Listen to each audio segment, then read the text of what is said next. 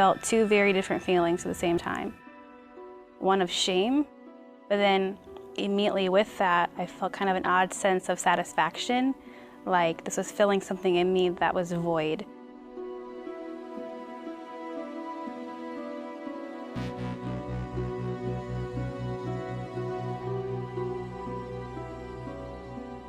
One day after school, I found in my brother's bathroom a pornographic magazine. And honestly, it was like nothing I'd ever seen before. I was almost scared. Like, am I to look at this? I was curious and opened the magazine up, and in that one particular moment, I was kind of thrusted into sex ed in a way that no child should ever be introduced. And it began at only the age of 10. But I knew I needed to find more of this. I began to look around my house a little bit, like, is there anything here that could give me that same kind of high, that same kind of charge that that magazine did?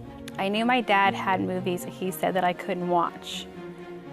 And so after school one day, I began to raid his movie cabinet and would fast forward through those movies to any sex scene, adult scene that I could find. But that wasn't enough either. At about age 13, my school had internet, and so I would stay after school. I would look up naked people or sex or whatever words I actually knew what the terms were for. And soon after that, cyber sex led to phone sex.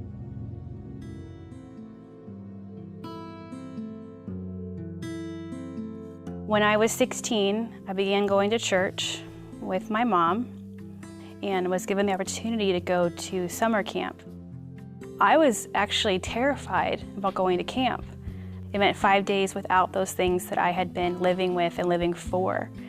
But somehow, some way, I made that decision to go. One night at the camp, the pastor said, "You have a Father in heaven who loves you and who loves you unconditionally." And to me, the idea of having a father who's always available, always there for me, a comforter, and who loves me unconditionally was something I really wanted to sign up for. And so that night at camp, I accepted Christ as my Lord and Savior, but my addiction did not leave me. When I got home, even though I had made that decision to follow Christ, I went immediately back into my old routine, even more so. And this time with even more shame, and now with a kind of conviction that I had never felt before. But it would be 2 years before I'd hit rock bottom. I am in a hotel room waiting for a person to arrive who I had arranged an anonymous encounter with on the internet. It's freezing cold, I'm shaking, just thinking, how did I get here?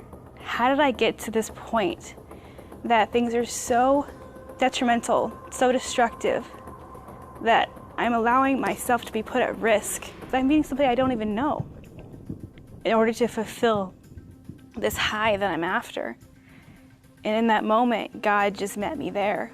I heard his voice audibly for the first time in my life, and he said to me, "Crystal, I have so much more for you than this life you're living. Trust me and give this to me right now." And in that same moment, there's somebody at the door knocking, and I know who it is, and I know that I have a choice to make in that moment to either trust God and allow him to take this from me, or open the door and I give myself away. I made the choice to trust God and just surrender in that moment and say, "Lord, if you're really here, then take this from me. Give me a way out."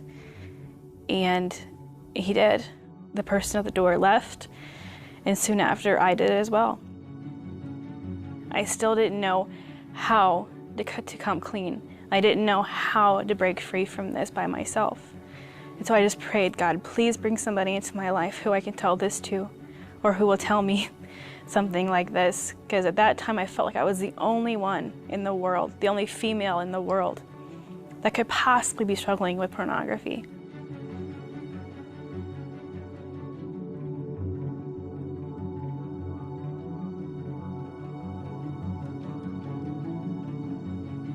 1 week later, I was at a concert when I came across a woman who I'd only known as an acquaintance before this. We began to tell our stories, to share kind of our lives with one another.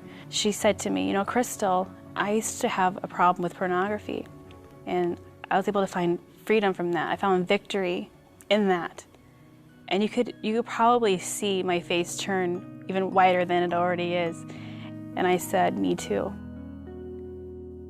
And from that moment on, I was engaged in an accountable relationship with her, but not only with her, but with God, fully surrendering not just the behaviors I was involved in, but the longings of my heart to Him. And I'm now 7.5 years sober, and I'm thankful every day that God meets you in the darkest places, in the hardest places, and He does provide you a way out, and He does provide you with help and hope.